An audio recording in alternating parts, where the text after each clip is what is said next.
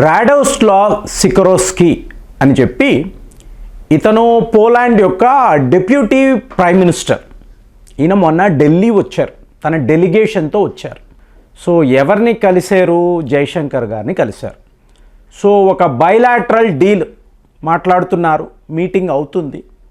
సడన్గా చూడండి జైశంకర్ గారు, you are adding fuel to the fire. ఎవరికి చెప్తున్నారు? పోలాండ్ యొక్క డిప్యూటీ ప్రధానమంత్రి. నువ్వు మా పొరుగు దేశము, ఒక తీవ్రవాద దేశము, పాకిస్తాన్కి చేయూతగా నిలుస్తున్నావు, వాళ్ళకి సపోర్ట్గా ఉంటున్నావు. అంటే నైబర్హుడ్ తీవ్రవాదానికి నువ్వు ఇంతలా ఎలా సపోర్ట్ చేస్తావు అని ఈయన ఓపెన్గా ఫేస్ టు ఫేస్ అడగడంతో మీకు ఈ సికరోస్కీకి ఏం అర్థం కాలేదు. అందరూ ఒకరి ముఖాలు ఒకరు చూసుకున్నారు. ఎందుకంటే జనరల్గా మీడియాతో మాట్లాడుతున్నప్పుడు ఇలాంటి విషయాలు మాట్లాడతాను. డైరెక్ట్గా అది ఒక డిప్యూటీ ప్రైమ్ మినిస్టర్, అతని ముందు జైశంకర్ గారు ఇలా అనేటప్పటికీ అతనికి ఏం అర్థం కాలేదు. సో మీటింగ్ అయిపోయింది, బయటకు వస్తున్నారు. ఇంటర్నేషనల్ మీడియా, బీబీసీ వాళ్ళు కూడా ఉన్నారు. అడుగుతున్నారు, ఏంటండి జైశంకర్ గారు సడన్గా ఇలా అన్నారు ఏమిటి? మీరు తీవ్రవాదాన్ని పెంచి పోషిస్తున్నారు అంటున్నారు కదా, ఏమిటి మీ జవాబు అంటే అతను ఏమీ మాట్లాడలేకపోయాడు. మేము ఈ విషయంగా ఆలోచిస్తున్నాము, సో మంచి నిర్ణయం, ఇలాగ మాట్లాడేసి వెళ్ళిపోయాడు. అంటే చూడండి జైశంకర్ ఒక్కసారి మాట అనిన తరువాత అలా కాదు మీరు తప్పుగా, ఎవ్వరూ మాట్లాడలేరండి. ఎందుకంటే పూర్తి ఆధారాలు ఉంటాయి, డేటాతో సహా మాట్లాడతాడు. ఆ మాటలు చూడండి, adding fuel to the fire అంటే మీరు అగ్నికి ఆజ్యము పోయడం. ఇప్పుడు చూడండి వైమర్ ట్రయాంగిల్ అంటారండి. ఈ వైమర్ ట్రయాంగిల్ అంటే ఏంటి? జర్మనీ, ఫ్రాన్స్, పోలాండ్ వీళ్ళ గ్రూప్. సో మొన్న జైశంకర్ గారిని స్పెషల్ ఇన్వైటీగా వీళ్ళు యూరోప్ పిలిచారు. ఇది ఎప్పుడు జనవరి 7వ తారీఖు అనుకుంటున్నా. ఈయన వెళ్ళారు. వెళ్ళినప్పుడు ఈ పోలాండ్ యొక్క మీకు ప్రధానమంత్రి మాట్లాడుతున్నాడు. ఆయన ఏమంటున్నాడంటే, అదృష్టము ఇవాళ భారతదేశము రష్యా వద్ద ఈ ఆయిల్స్ కొనడం బాగా తగ్గించారు, లేకపోతే these people are adding fuel to the fire. ఈ మాట అన్నాడు. ఈయన చూశాడు జైశంకర్ గారు, అలాగా బాగానే మాట్లాడుతున్నావురా, సరే చూద్దాం.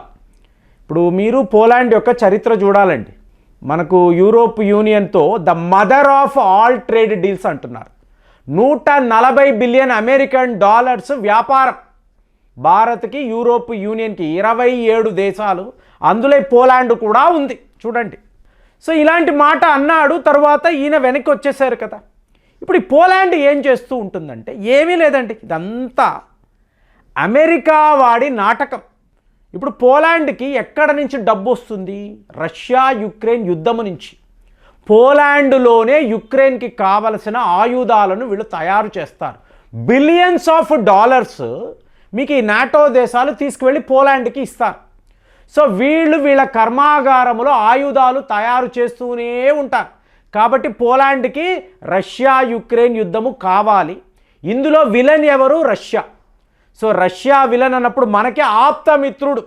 సో ఇక్కడే సమస్య. ఇది ఇప్పుడు కాదండి, 1948 నుంచి అమెరికా వాడు ఏమన్నాడు? మనము పాకిస్తాన్కి సపోర్ట్గా నిలబడాలి, సో మేము అందరం మీతోనే ఉన్నాము బాస్, అంతే. ఏకంగా 30 మీకు ఫైటర్ జెట్స్కి సంబంధించిన పైలట్లు పోలాండ్ నుంచి పాకిస్తాన్కి వచ్చారు. వాళ్ళకి యుద్ధ విమానాలు ఎలా నడపాలి ట్రైనింగ్ ఇచ్చారు. మిజైల్ టెక్నాలజీ అన్నారు, న్యూక్లియర్ పవర్ అన్నారు. ఇన్ని కూడా పోలాండ్ వాళ్ళు ఏంటి, రేపు భారత్తో యుద్ధము వస్తే పాకిస్తాన్ ఎలా గెలుస్తుంది, వాళ్ళని ఎలా గెలిపించాలి, ఇది పోలాండ్ యొక్క ప్లాన్. ఎందుకు? అమెరికా వాడి సపోర్ట్. సో రష్యా మా శత్రువు కాబట్టి భారత్ కూడా ఒక ఎనిమీ స్టేట్. మేము ఎట్టి పరిస్థితుల్లో పాకిస్తాన్ని గెలిపించడానికి ఏమేమి చెయ్యాలో అదంతా చేస్తాము. మీకు యునైటెడ్ కింగ్డమ్ నుంచి ఒక యుద్ధ విమానం వెళ్తుంది, నేరుగా పాకిస్తాన్లోకి వెళ్తుంది. అక్కడ ఈ ఆర్టిలరీ వెపన్స్ని లోడ్ చేసుకుంటారు, నేరుగా పోలాండ్ దాకా రావడం.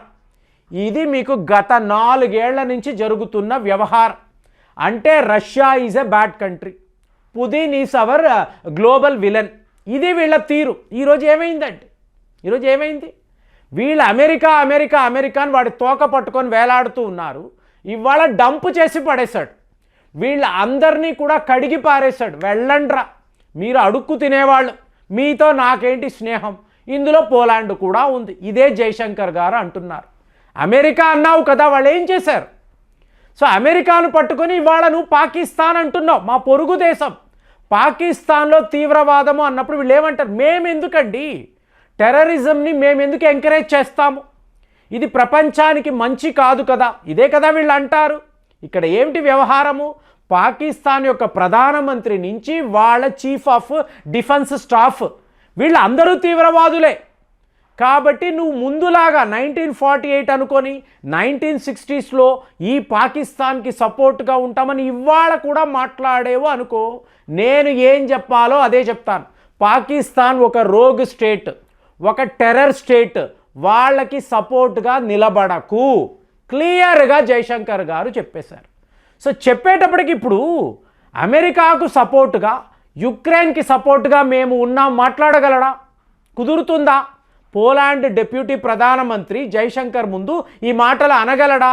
అక్కడ యూరోప్ వాళ్ళు ఏమనుకుంటారంటే, మేము యూరోపియన్స్ అండి, మేము భారత్ విషయంలో ఏమైనా మాట్లాడొచ్చు, మేము పిచ్చి కూతలు కూస్తాం, కూసేసి వెళ్ళిపోతాం, మీరు ఎవరు మమ్మల్ని మాట్లాడడానికి ఏమీ లేదు. ఇప్పుడు వీళ్ళు ఏమంటున్నారు?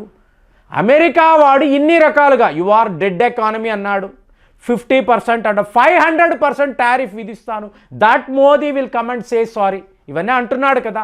అలా మేము కూడా అనవచ్చు, భారత్ ఏమీ మాట్లాడరు, రెస్పాండ్ అవ్వరు. మీరు గమనించారనుకోండి, మోదీ గారు ఏమీ మాట్లాడలేదు, కానీ జైశంకర్ గారు మీకు ఇంటర్నేషనల్ మీడియా అడుగుతున్నారు, ఏమండి ప్రపంచం ఏంటి ఇన్నిన్ని యుద్ధాలలో చిక్కుకొని ఉంది, మరి ఎలాగా అని అడిగినప్పుడు జైశంకర్ గారు అనిన జవాబు ఏంటండి? ఇంకొక 2.5 ఏళ్ళు మనం భరించాలి.